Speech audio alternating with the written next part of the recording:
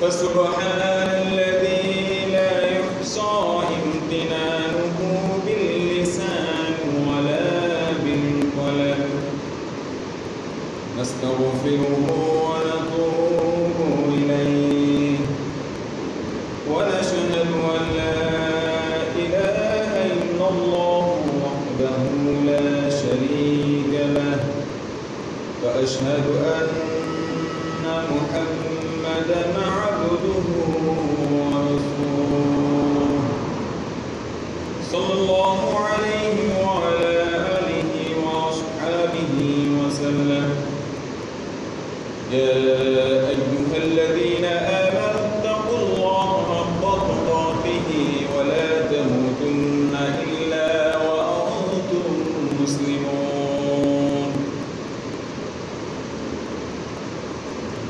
يا أيها الناس اتقوا ربكم الذي خلقكم من نفس واحدة وخلق منها زوجها وبث منهما رجالا كثيرا ونساء واتقوا الله الذي تساءلون به والأرحام إن الله كان عليكم رقيبا أما بعد فأيها المسلمون قال الله تعالى يا أيها الذين آمنوا انفقوا من طيبات ما كسبتم ومما أخرجنا لكم من الأرض وقال تعالى إنما الصدقات للفقراء والمساكين والعاملين عليها والمؤلفات قلوبهم وفي الرقاب والغارمين وفي سبيل الله وابن السبيل فريضة من الله والله عليم حكيم إن الله وملائكته يصلون على النبي يا أيها الذين آمنوا صلوا عليه وسلموا تسليما اللهم صل على محمد وعلى آل محمد كما صليت على إبراهيم وعلى آل إبراهيم إنك حميد مجيد اللهم بارك على محمد وعلى آل محمد كما باركت على إبراهيم وعلى آل إبراهيم إنك حميد مجيد الحمد لله একটা সপ্তাহ পরে এই পবিত্র রমাদান মাসে জুমার নামাজে আমাদের সকলকে আল্লাহ আসার তৌফিক দিয়েছেন এজন্য আমরা সকলে শুকরিয়া আদায় করি আলহামদুলিল্লাহ রমাদান শব্দের অর্থ হচ্ছে পুড়িয়ে ফেলা যে আমাদের জীবনের গুনাহ খাতাকে যাতে আমরা পুড়িয়ে পরিশুদ্ধ হয়ে সামনের দিনগুলোকে সুন্দরভাবে যাতে কাটাতে পারি আল্লাহ যাতে আমাদের সেই তৌফিক দেয় আমরা সকলে বলি আমিন আমিন সাওম শব্দের শাব্দিক অর্থ হচ্ছে চুপ থাকা বা বিরত থাকা হযরত মরিয়ম আলাইহিস সালামকে সূরা মরিয়মের 26 নম্বর আয়াতে আল্লাহ বলছিলেন فإما ترين من البشر أحد فقولوا إني نذرت للرحمن صوما فلن أكلم اليوم إنسا আল্লাহ বলতেছে যে হে মরিয়ম তুমি যখন কোনো মানুষকে দেখবে দেখো তার সাথে কি করো ইশারায় কথা বলো আমি সে যদি কোনো কিছু জিজ্ঞেস করে তাকে তুমি বলো যে আমি আল্লাহর নির্দেশে চুপ থাকার মানত করছি তেমনিভাবে হযরত জাকারিয়া আলাইহিস সালামকেও আল্লাহ যখন উপদেশ দিয়েছিলেন যে আল্লাহ সূরা মরিয়মের 10 নম্বর আয়াতে বলতেছে যে তোমার জন্য নিদর্শন এই যে তুমি লোকজনের সাথে টানা 3 দিন কথা বলবে না। আর আমাদের জন্য কি কি নিদর্শন আমরা সবাই জানি, গত সপ্তাহে কিছু আলোচনা করছি যে আমরা সারাদিন সূর্য উদয় থেকে শুরু করে সূর্য অস্ত পর্যন্ত পানাহার থেকে বিরত থাকব এবং সেই সাথে রমজানের বিশেষ যে বিষয়গুলো আছে কম্বল এই আমরা অনেকেই জানি, এইগুলো আমরা থেকে বিরত থাকবো এবং সেই সাথে অশ্লীল ফাহেসা কাজ, বেশি কথা বলা, কানের রোজা, চোখের রোজা গত সপ্তাহে আমি আলোচনা করছি, এই সব থেকে বিরত থাকবো ইনশাআল্লাহ। আল্লাহ আমাদের রোজাকে কবুল করবেন। এই রমজান আমরা রাখতেছি কিসের জন্য? আল্লাহর সন্তুষ্টির জন্য। রোজা এমন একটা ইবাদত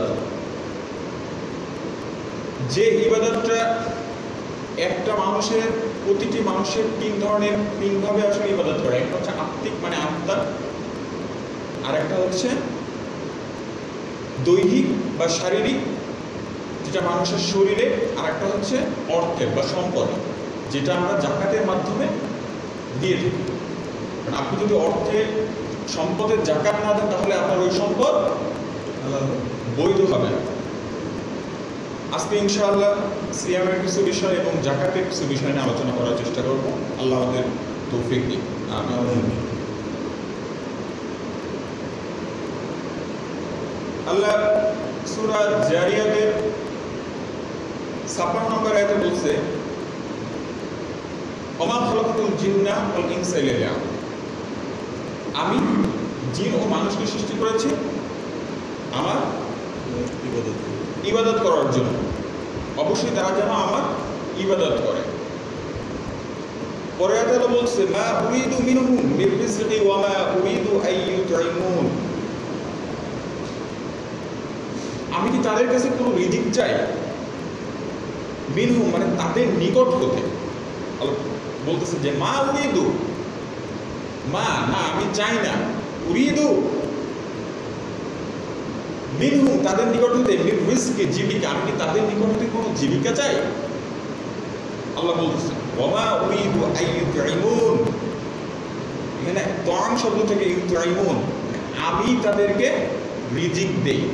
তাহলে আমরা বুঝতে পারলাম যে উত্তম রিজিকদাতাকে আল্লাহ সব সময়ের জন্য।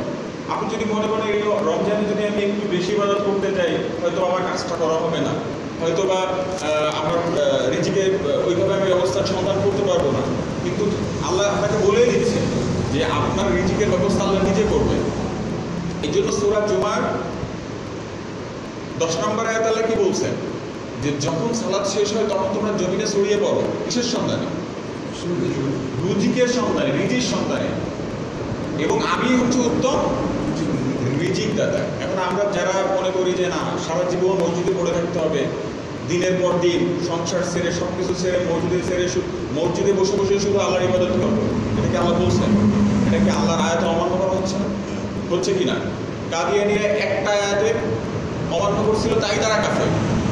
যারা আলী রাদিয়াল্লাহু আনহু কথা বলে সিয়ারা, তারা শুধু বলে যে খতমুন নবীন এটা আমরা মানি না। কথা সঠিক কিনা? তারা বলতে চাচ্ছে যে জিবরাইল ভুল করে আসলে রাসূলুল্লাহ সাল্লাল্লাহু আলাইহি ওয়াসাল্লামের কাছে আসলে যাওয়ার কথা ছিল আলী রাদিয়াল্লাহু আনহুর কাছে। একটা জিনিস তারা অস্বীকার করে বিধায় তো তারা কাফের। কিন্তু এরকম অসংখ্য আয়াত আছে যেটা আমরা অস্বীকার করি।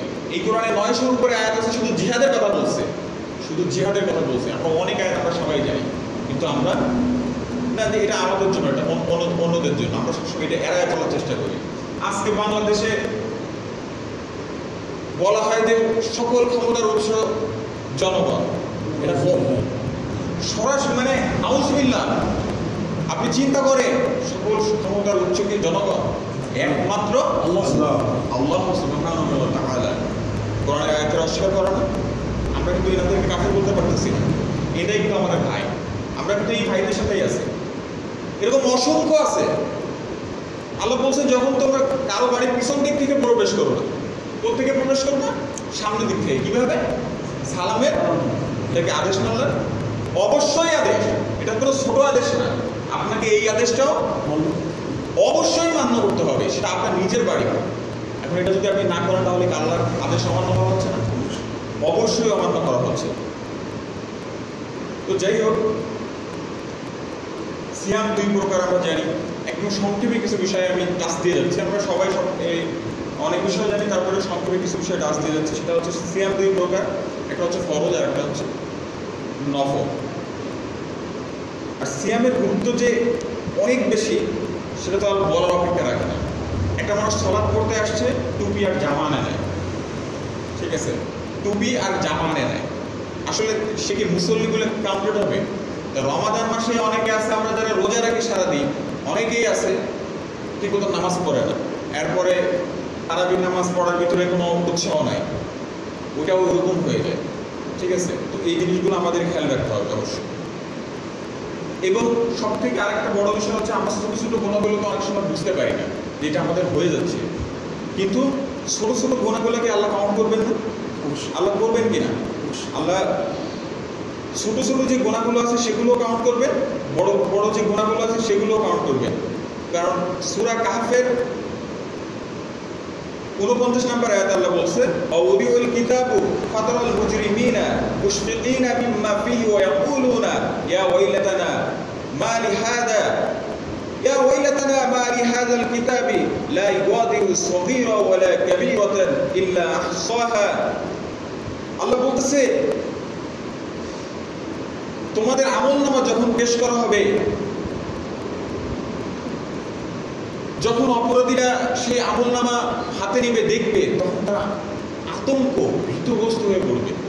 হাতে নিয়ে দেখবে যে কি আমলনামা, যেই আমলনামায় ছোট বিষয়গুলো বাদ দেওয়া হয়নি, বড় বিষয়গুলো বাদ দেওয়া হয়নি। যেখানে ছোট বিষয়গুলো স্পষ্ট, আমরা অনেকে মনে করি ছোট ছোট বিষয় মনে হয় ভুল হয়ে যাচ্ছে, ছেড়ে দিলে সমস্যা নেই, আসলে ছোট ছোট সুন্নাত না মানলেও সমস্যা নেই। আসলে কি তাই? আল্লাহ কোরআনের আয়াতে বলে দিচ্ছে, সূরা কাহফের 49 নম্বর আয়াতে, যে ছোট ছোট বিষয়গুলো ওইখানে লিপিবদ্ধ করা হবে এবং বড় বড় বিষয়গুলোকে লিপিবদ্ধ করা হবে। তাই কোনো বিষয়কে কি করা যাবে না, খেলায় খেলায় ফেলানো যাবে না, কোনো বিষয়কে ছোট মনে করা যাবে না কখনোই।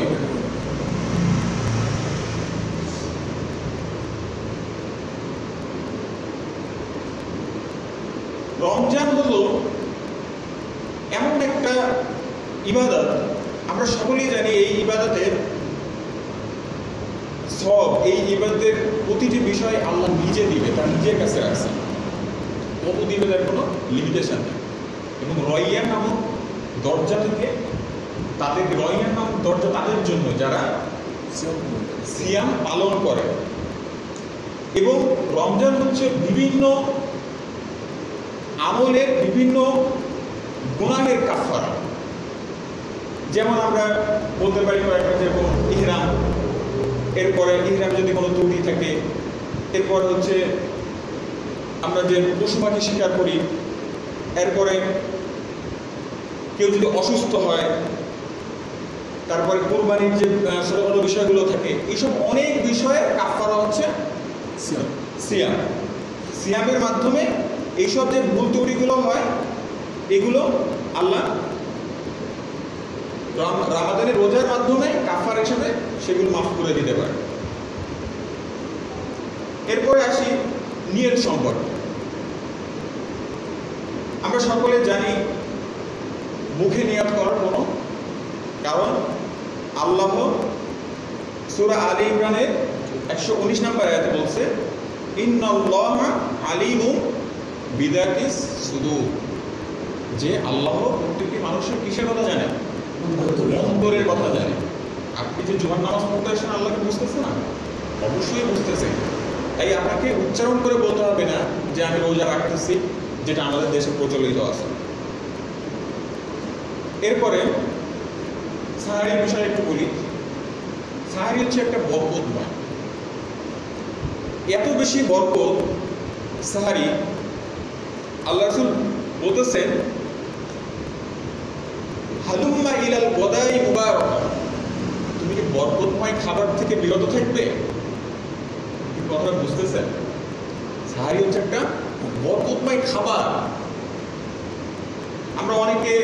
সাহারিতে আমাদের কিছু দিলে হয়।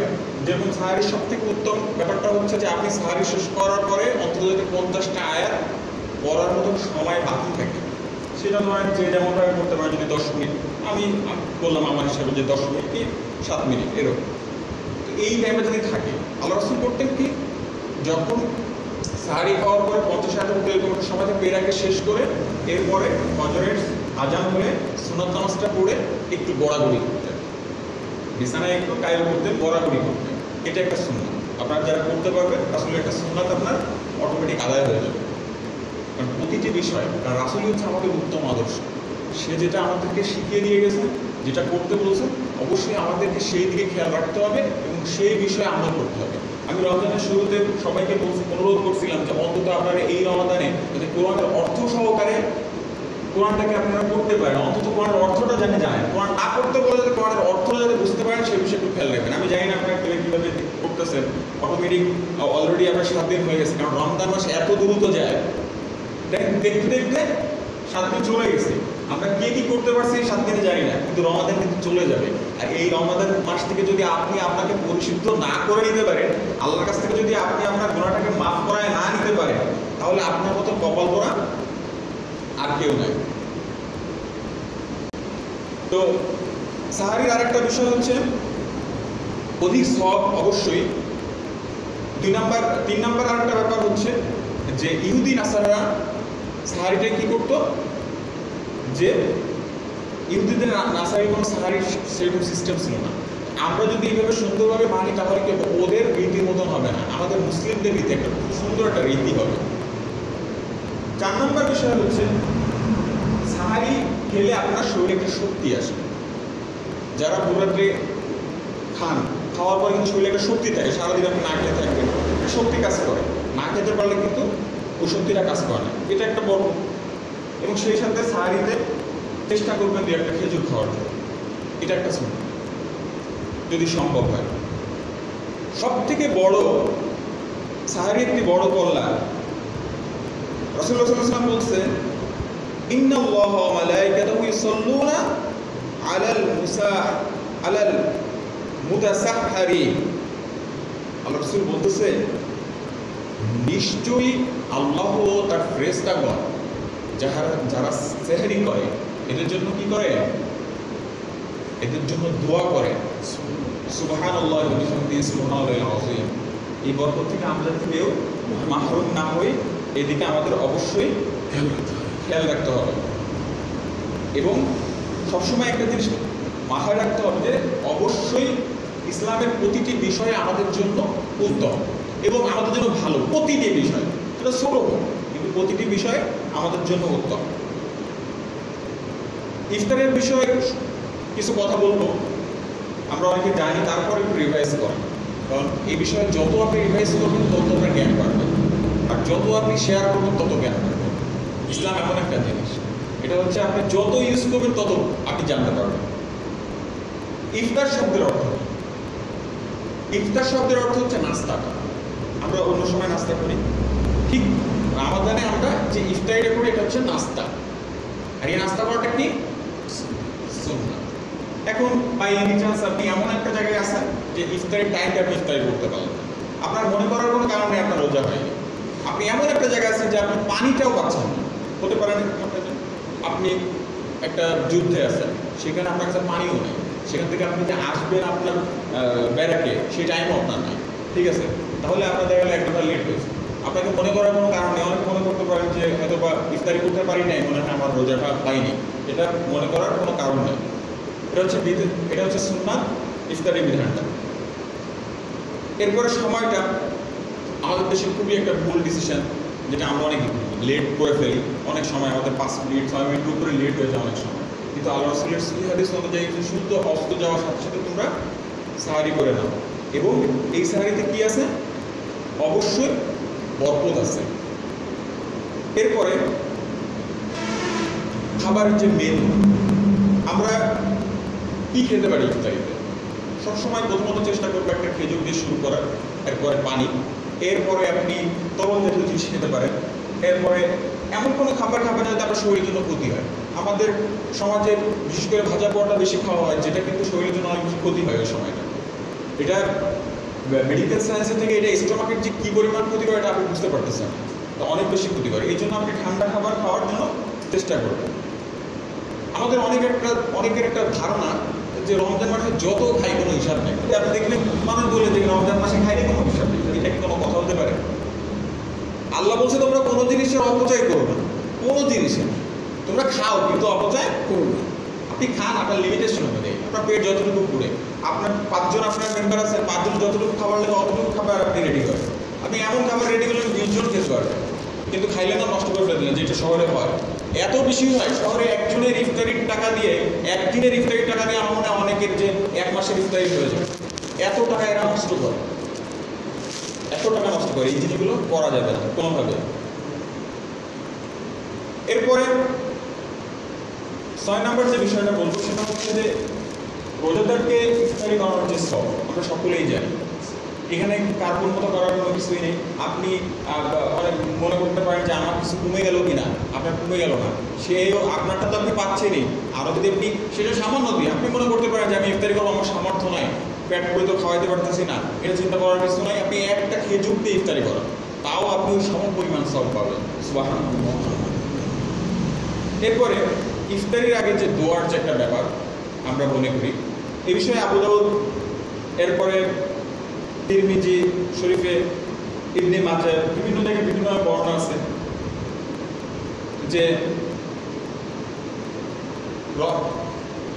যে সিয়াম পালন করে অবশ্যই তার সারাদিনের দোয়াই কবুল হয়, সারাদিনের দোয়াই কবুল হয়। তবে ইফতারির আগ মুহূর্তে কিছু বিশেষ ব্যাপার থাকে, কারণ আমরা জানি যে ইফতারির আগ মুহূর্তে কিন্তু একজন রোজাদারের জন্য অনেক আনন্দদায়ক বিষয়।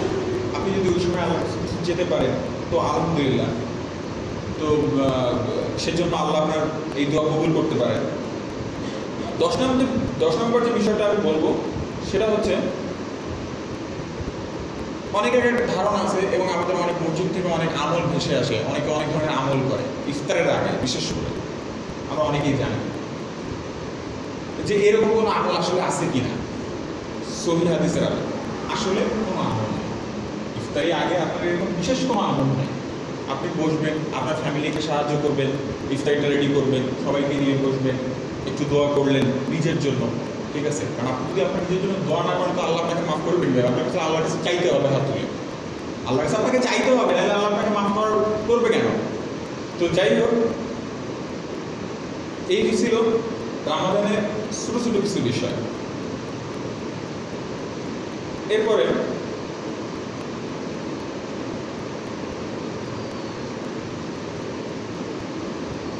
জাকাতের বিষয়ে কিছু কথা না বললেই নয়। জাকাত হচ্ছে মূলত 5 প্রকার। কয় প্রকার? 5 প্রকার। প্রথমত হচ্ছে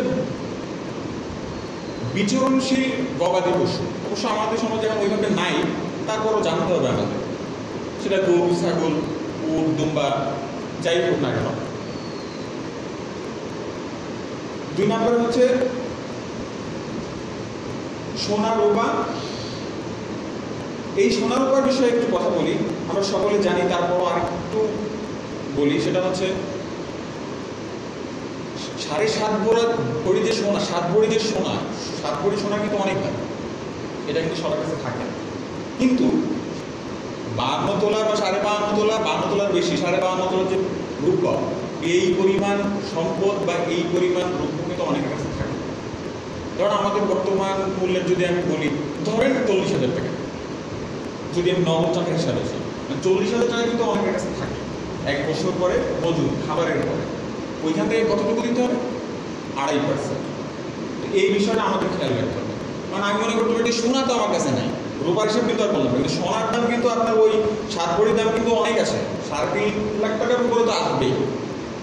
তো ওই হিসাব করলে হবে না, আপনাকে এই হিসাবটা করতে হবে।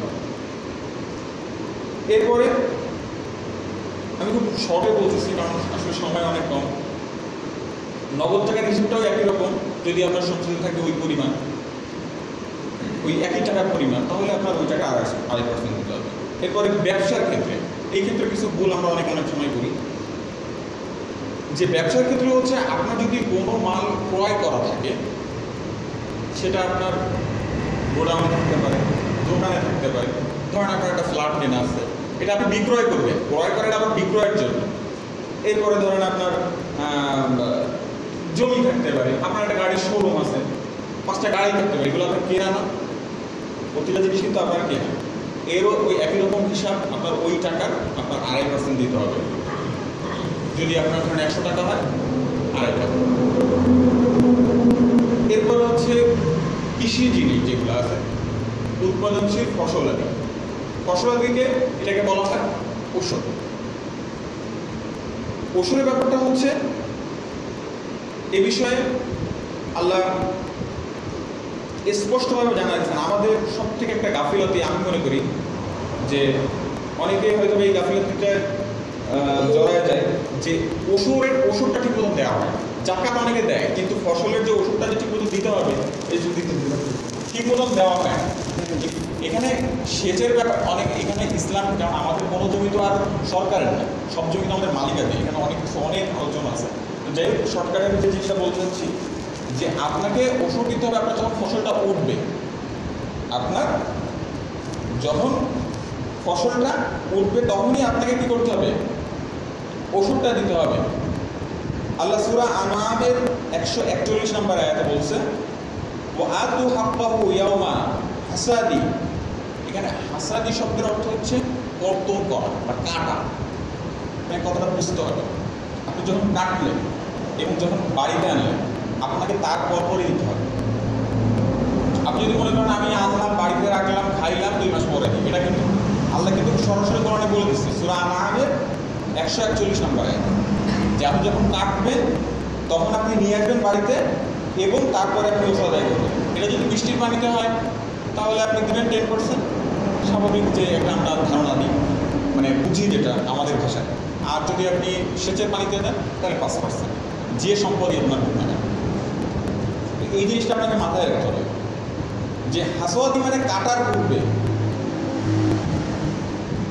আল্লাহ বলতেছে ওয়ালা তুসরিফু ইন্নাহু লা ইউহিব্বুল মুসরিফিন, যে আর অপচয় করব না।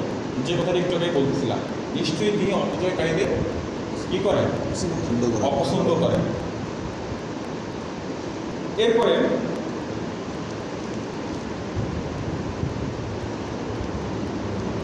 আল্লাহ জাকাতের বিষয়ে এত কেন তাকিয়ে দিচ্ছেন? দেখেন, রোজা একটা গুরুত্বপূর্ণ ইবাদত, অবশ্যই। হজ একটা গুরুত্বপূর্ণ ইবাদত, তবে যার সামর্থ্য আছে। রোজা, হজ এইসব সম্পর্কে কিন্তু কোরআন হাদিসে 2-3 বার খুব অল্প সংখ্যকবার আসছে, 2-3 বার বা 4 বার এরকম আসছে।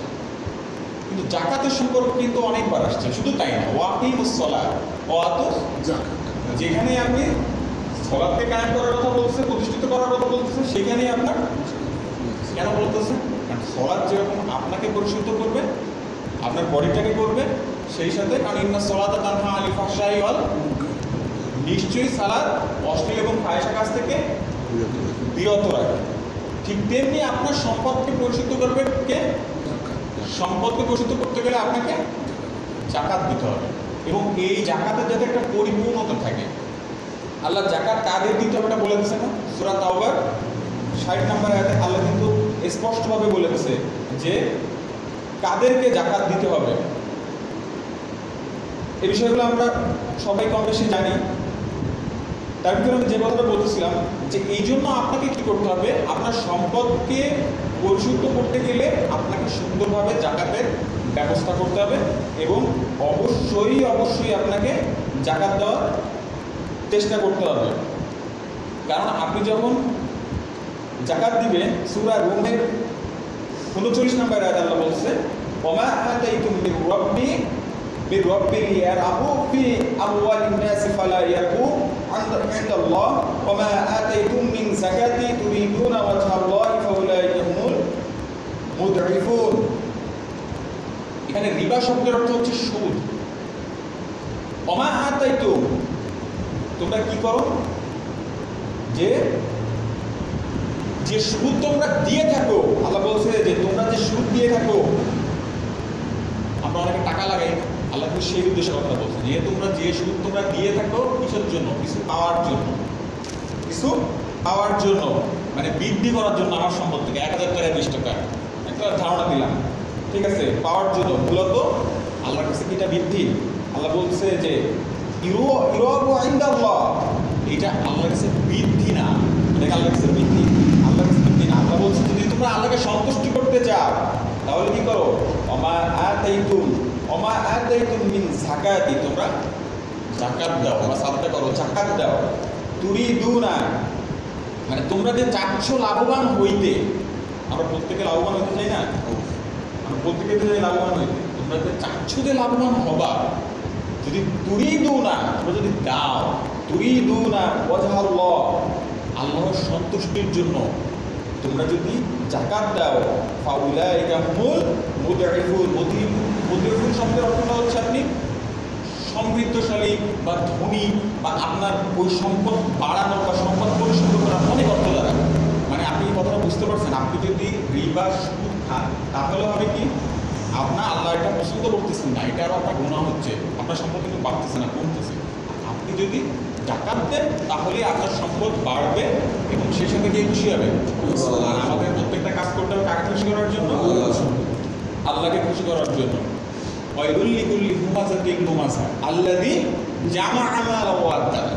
মানে আল্লাহ বলতেছে ক্ষতিগ্রস্ত কারা? যারা সম্পদ কি করে? গণনা করে, গোছায় রাখে এবং গণনা করে এবং পরনিন্দা করে। যার টাইম হয়ে গেছে, আল্লাহ আমাদেরকে এই যে সংক্ষিপ্ত আলোচনা করলাম, এই সংক্ষিপ্ত আলোচনা থেকে সুন্দরভাবে আমি প্রত্যেক জমায় একটা কথা বলি, আপনাকে আমাকে আল্লাহ দায়িত্ব দিয়েছে হচ্ছে কোরআন পড়ার জন্য এবং সেই কোরআন থেকে নিজে জানার জন্য এবং সেই অনুযায়ী আমল করার জন্য। কখনোই কোনো একজন আলেমের কাছে শুনছেন সেই শোনার উপরে না, প্রতিটা বিষয় আপনি যখন জানবেন অবশ্যই চেষ্টা করবেন শোনার জন্য, সেটা আপনার সন্তানের মাধ্যমে আপনি নিজে হন, যেভাবে সম্ভব হয়।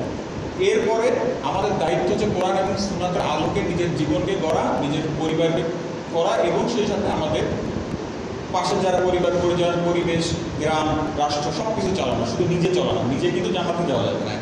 আমি মনে করবেন আমি নামাজ পড়ে জান্নাত চলে যাবো, আমার স্ত্রী যা করবে করবো, এটা কিন্তু পারবেন না, এটা সম্ভব না। তাই আপনাকে কি করতে হবে?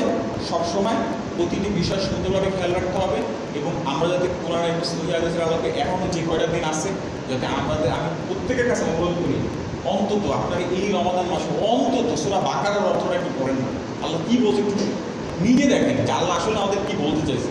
আমার মনে হয় যে আপনাদের অনেক বিষয় জানা হয়ে যাবে ইনশাআল্লাহ।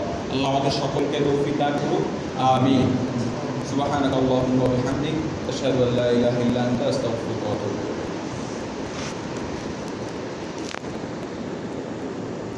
فسبحان